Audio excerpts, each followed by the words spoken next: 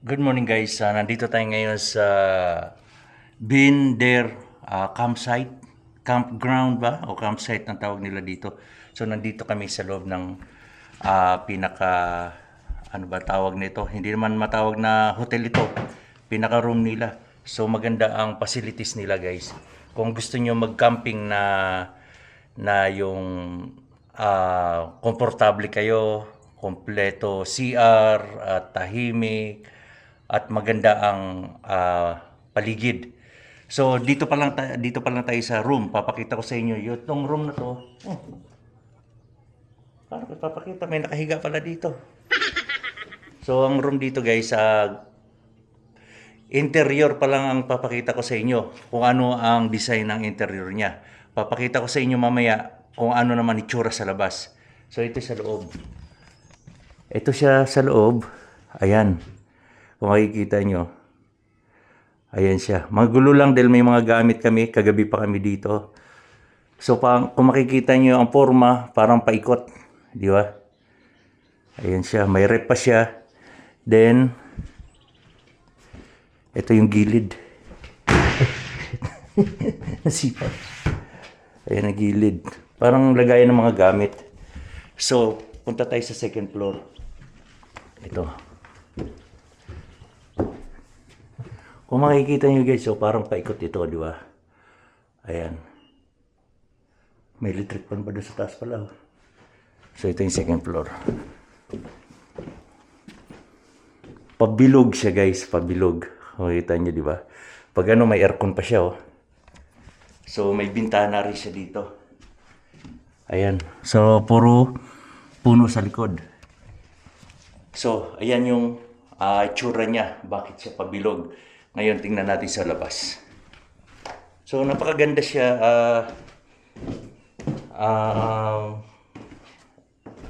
Komportable, lalo kung may dala kayong mga anak, maliliit pa.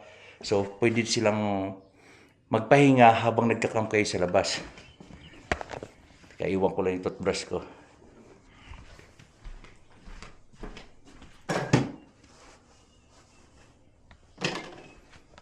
Doon si Kara. Ayan si Kara. Kaway. Kaway. So, punta naman tayo sa labas. So, dito itong loob nito, kompleto na. May kumot na unan, as in wala ka nang iintindihin. So, ito itsura niya sa labas. Ang ganda, di ba? Pabilog siya, pabilog. Oh. Yung ibon, ang dami doon. So, meron siyang 1, 2, 3, 4, 5, 6. Morning! So, anim itong ditong side pa lang to guys. Napakaganda. Kagabi pa kami dito. Ayan yung mga kasama namin. Oh, wala na sa ayos yung parada. Ano to? Wala na, kanino to? Wala na sa ayos parada. Kay sino ba to? Kay Nelson? Jemong. Ah, Yung isa tulog kagabi. si Parang Joel. Parang lasing ka pa. Sigaw ko ah. Hindi mo kuya tayo kagabi? Hindi, nauna ka na natulog. So yan, ito mga kasama namin. So nayaya nila kami. Kahapon lang nasa North Battleford kami. Ngayon nandito na kami sa Musjo ito guys. Malapit sa Musjo. So yun, napakaganda ng facilities niya. So ito yung isa sa kasama namin, may-ari. May-ari. Kaibigan namin, yung may-ari ng sasakyan na to. X6 BMW kay Mike. So yung meron doon facilities pa doon, no? Tapos dito, diyan kami nag-videoke kagabi. Andun yung truck natin, pickup truck. So maraming nagpupunta dito at nagka-camp. Tapos may ano pa dito yung lugar kung gusto niyo ng venue ng binyagan, kasalan, maganda rin pala dito. Solar lang ang gamit dito. Ayun, oh, kung makikita nyo, naka-solar pa sila. Solar lang ang gamit dito. So tingnan natin doon yung isang venue na kung saan pumuwesto kami kagabi. Kagabi pa kami dito, dumating kami ni Commander alas mag 1 AM na kasi nauna na sila dito. Sumunod lang kami. Sumunod lang kami dito dahil nauna sila. So kaya doon na kami nakaparada. Diretso na kami doon sa ano. So magandang facilities nila. Tapos kung gusto niyo mag bonfire, pwede tayo mag bonfire dito. Ayan, may salangan ng apoy dito, di ba? Ayan. Yan, pwede mag bonfire dito. So malaki yung area. Tapos may washroom sa labas. Sa labas pa lang itong washroom na to. Ayan. 6-7. Ibig sabihin maraming washroom. Then may playground din sa mga bata, oh. Meron siya. Ayan. Ano kaya to? Siguro pwede rin pumarking dyan yung kotse. Kung gusto nyo mag dyan, o hindi kotse, yung mag tent, camping ng tent, pwede dyan. Parang pwesto, lagayan ng tent. Kung gusto nyo ng tent, ayaw nyo ng ganon. So punta tayo dito sa tawag na ito, recreation area nila.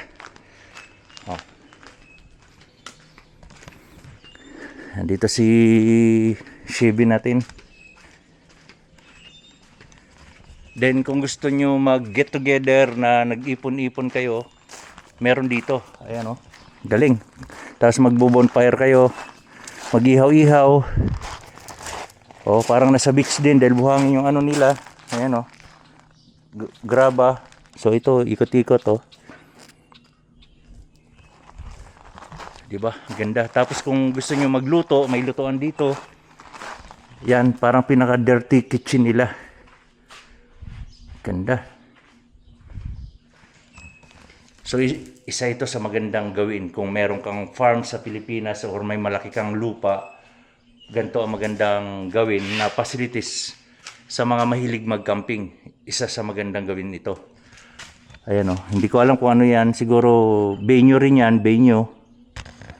Andun yung may-ari ng campsite na to. Andun yung may-ari.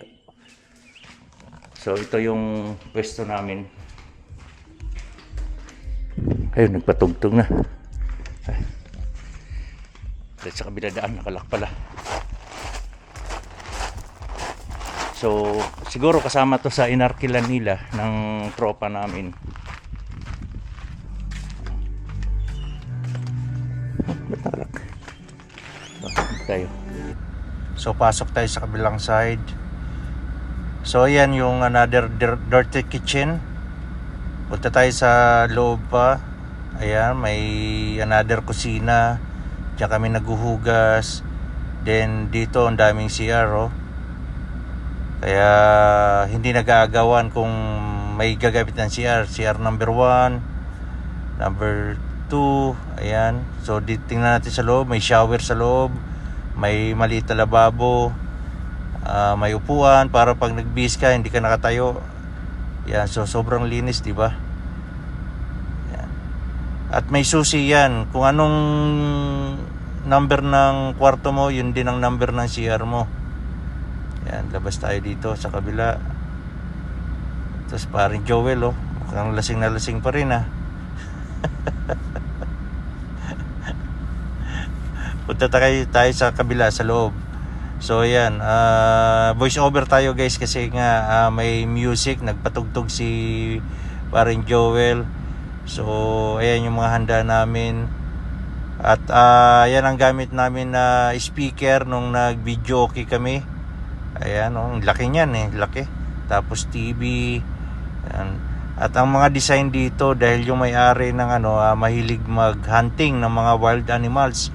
So napakarami collection, parang buffalo yung mga yan, deer. Kaya yun. Then maraming table. So kahit marami kang bisita, talagang kasya. Ayan yung mga handa namin. Dahil nga birthday, advance happy birthday kay Mean at kay Guapa. Yan, so labas muna tayo kasi ano nga, baka makapiright tayo. Kati ng ilong ko Kamot na kamot. So nag-video okay kami diyan kagabi. Naabot kami ng madaling araw kasi gabi na nga nagsimula. So hindi gaano dinig na dinig dito sa labas. Hindi tayo nakakaistorbo. Kaya isa sa maganda talagang pwesto ito. Itong campsite na to ay pangalan Bin, B-I-N, Binder Campground. Binder Campground. So napakaganda, di ba? So yung mga kasama namin, mga tulog pa. Birthday kasi ni Mayan. Happy birthday Mayan at advance happy birthday kay Guapsi. Kay Guapa. So mga kaibigan namin yun. Tingnan natin tong area niya. So hindi na namin naisama yung mga bata kasi ano, gabi na, tsaka ayaw na nila, tamad na sila. So yan ang ganda ng area niya. Kung may lupa ka dito, siguro may 1 hectare ito. Ayan, diba?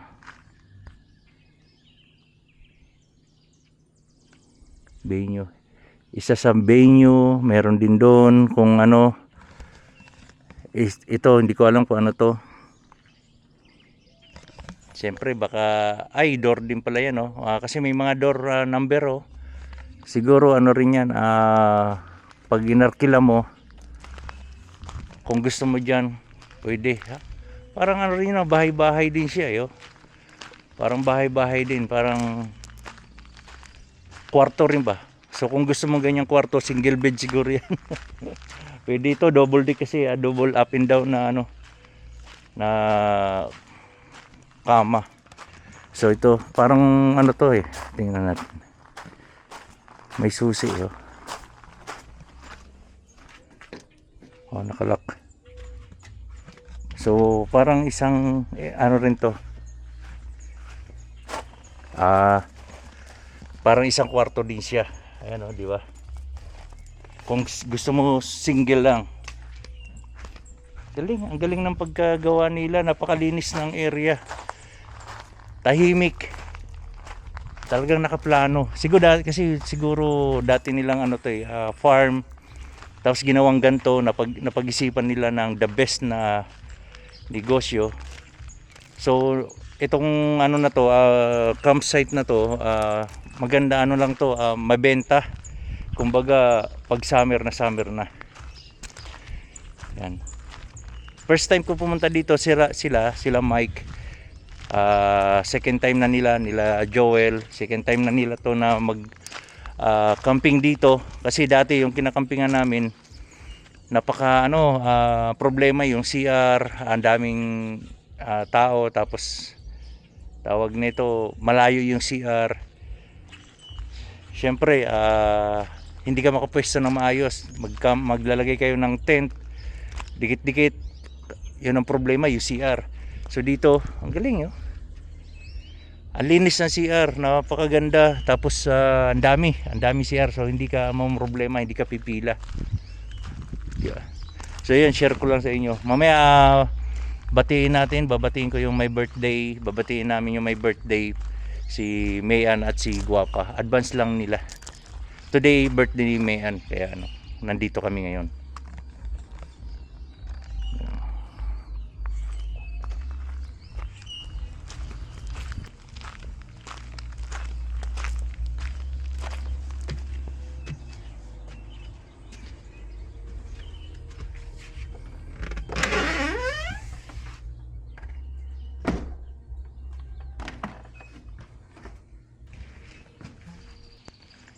Namangha ako, magaling ang gumawa ng design nito. Talagang mapapabilib ka, yung ibon, mapapabilib ka, naisip talaga nila. Kasi lagayan ng mga yung mga parang trigo. Bilog na bilog. So ito, nandito tayo ngayon sa likod. Pwede ka mag-camping dito sa likod. Kung gusto mo mag-tent, open na open sa likod. Farm na yan doon. Parang nilagyan talaga ng puno dito para cover dito. Hindi design. Siguro matagal na itong campground na ito, matagal na ito. Ang galing. Oh. Malinis yung sa likod, talagang ano. Nilagyan ng puno. Oh, bilog na bilog oh. So parang exclusive campsite lang ito sa mga gusto komportable na camping. Kung gusto mo mag-tent, pwede. Kung gusto mong ayaw mo mag-tent, dito ka. Tama. Oh, yero. Lagayan ng trigo, parang dinesign na lang nila na ganyan. Ginawan talaga nila. Pinasadya.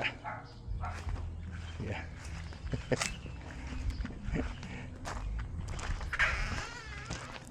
Tara. Tara, lakad tayo. Dito.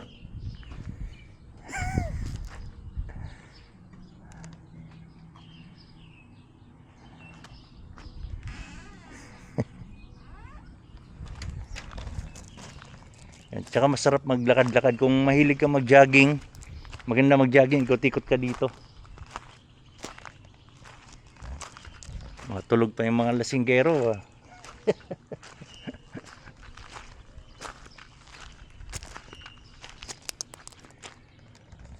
Ano kaya yung meron doon? Pero wala na. Ito lang ang ano, 1, 2, 3, 4, 5, 6. Tapos 7, 8. Siguro venue rin yan eh. Di ba? Ang ganda.